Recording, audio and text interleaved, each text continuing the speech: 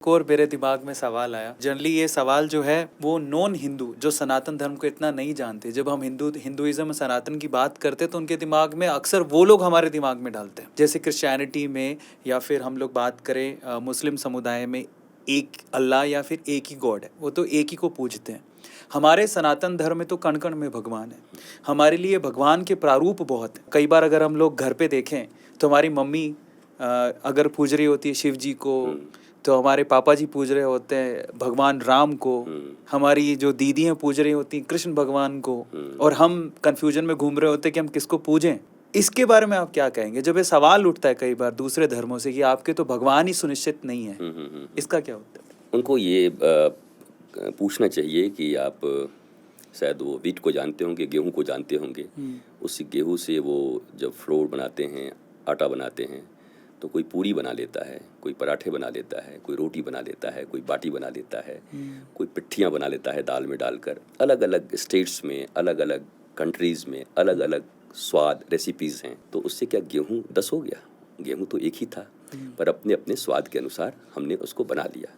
ईश्वर एक ही है, वेद कहता है, परंतु तेरे मेरे नाते अनेक, मानिए वही जो तेरे मन भाए। आपके मन में किसी को माँ के प्रति बहुत प्रेम है, तो हमारे यहाँ पर कॉन्सेप्ट है कि दुर्गा माँ है, राधा रानी है, वो उसी रूप में आई हैं, माँ के रूप में। कोई पिता पर बहुत आस्था रखता है, बोला परम पिता भगवान श्री रामचंद्र को प्रेम कर। कोई मर्यादा को बहुत मानता है कि देखो जी मैं मर्यादा में रहना चाहता हूँ, बोला ठाकुर जी हैं श्री राम जी। कोई कहे हम तो भाई बीच के ज़िंदगी को भगवान कृष्ण की तरह मस्ती से जीना चाहते हैं, आनंद से, बीच में कभी झूठ भी बोलना पड़े तो मैं सकुचाऊँ नहीं, और बल्कि झूठ तो उससे बुलवा दूँ जो सबसे बड़ा सत्यवादी युधिष्ठिर है, उसको कहूँ कि जाके झूठ बोल, और वो भी कहूँ कि अपने गुरु से बोल, द्रोणाचार्य से बोल। तो श्री कृष्ण तो अद्भुत है। श्री कृष्ण के बारे में तो अगर आपके पास ज्ञान नहीं हो तो आप कितने आरोप लगा सकते हैं उनके ऊपर में कि भगवान ने झूठ क्यों बोला। तो भगवान ने पहली बार बताया लोगों को कि जब लिविंग आइडियल पृथ्वी पर हों, जीवंत गुरु हों, तो उस समय चलते फिरते ग्रंथ और शास्त्र गुरु ही होते हैं, ज्ञानी गुरु ही आपके शास्त्र हैं। रामो विग्रहवान धर्म, श्रीमद् वाल्मीकि रामायण में लिखा हुआ है। जब भगवान राम है तो अलग से शास्त्र की जरूरत नहीं है, चलते फिरते राम ही धर्म है, उनके द्वारा निर्देश प्राप्त करना ही धार्मिक क्रिया है। और ये बात भारत भूला, थोड़ा सा भूला है, बाकी तो पूरे ही भूल गए हैं। बाकी तो शास्त्रों पे ही चलते हैं, शास्त्र के विरुद्ध बोल दिया तो फिर पता नहीं क्या हो जाएगा, बहुत तकलीफ है। पर हमारे यहाँ ऑलवेज गुरु की महिमा रही है। ये सब इसलिए करते हैं कि कहीं मनुष्य ये न घोषणा कर दे कि मैं तो ज्ञानी हूँ, मुझे गुरु की क्या जरूरत है। भगवान ने कहा मैं तो ज्ञानियों का बाप हूँ, भगवान हूँ, फिर भी मुझे जरूरत है। वैसे तो जब आपने कृष्ण भगवान की बात करी तो कृष्ण को भगवान कृष्ण बनाने वाले उनके आसपास के लोग ही होते हैं। पर एक प्रश्न मेरे दिमाग में आता है कि जैसे हम कृष्ण को मानते हैं, बहुत लोग भगवान राम को मानते हैं, हालांकि दोनों विष्णु के ही अवतार हैं। वो कई बार ऐसे प्रश्न उठाते हैं कि भैया राम ही क्यों, कृष्ण क्यों नहीं, कृष्ण ही क्यों, राम क्यों नहीं।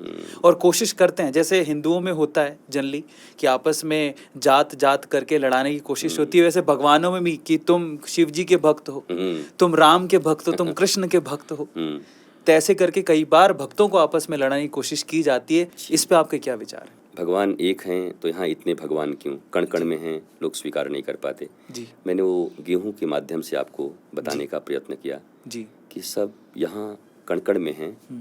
और जो लोग ये कहते हैं कि जर्रे जर्रे में उसका नूर है, सभी लोग कहते हैं ना, वो इस भाषा में कहते हैं, कोई इंग्लिश में कहता है। तो अगर वो जर्रे जर्रे में है तो मूर्ति में क्यों नहीं है? सत्य। मूर्ति जर्रे से बाहर है क्या? नहीं।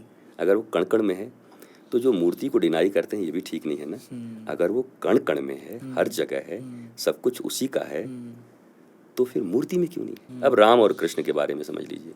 देखिए, दो के बारे में तो मैं जरूर कह सकता हूँ कि राम कृष्ण दो एक हैं, अंतर नहीं निमेष, उनके नयन गंभीर हैं, इनके चपल विशेष।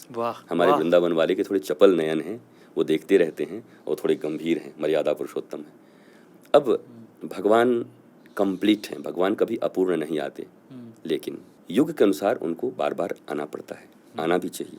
अब ये प्रश्न पूछे, कोई पूछे कि आपके भगवान को बार बार आने की ज़रूरत क्या है? हमारे यहाँ तो मैसेंजर को भेज देते हैं, हमारे यहाँ तो किसी को भेज देते हैं। तो इसका जवाब अकबर और बीरबल ने बहुत अच्छा दिया था। बीरबल ने, अकबर के साथ वो यमुना जी की सैर हो रही थी नाव पर, अकबर का बेटा बहुत छोटा था, अचानक उठा करके वैसा ही एक पुतला बना करके बीरबल रखा हुआ था, उसने फेंक दिया और अकबर ने आओ देखा न था और कूद गए यमुना जी में और बोले तू पागल हो गया है, अभी आज तुझे फांसी चढ़ाता हूँ। कहा ये तो नकली था। तो नकली तू क्यों फेंका? तो उसने पूछा कि आपने मुझसे एक प्रश्न पूछा था कि तुम्हारे भगवान बार बार क्यों आते, क्यों नहीं मैसेंजर को भेज देते, क्यों नहीं अपने लोगों को भेज देते? आपके पास हजारों सैनिक साथ थे, गोताखोर साथ थे, सारे लोग साथ थे, आपका बच्चा गया तो आप ही क्यों कूद गए? गोताखोरों को क्यों नहीं बोला? अरे बोला मेरा जिगर का टुकड़ा है, मैं खुद बचाऊंगा। बोला मेरे परमात्मा भी अपने हर बच्चे को जिगर का टुकड़ा समझते हैं, इसलिए वो बार बार अपने बच्चों के लिए अवतार लेकर के आते हैं।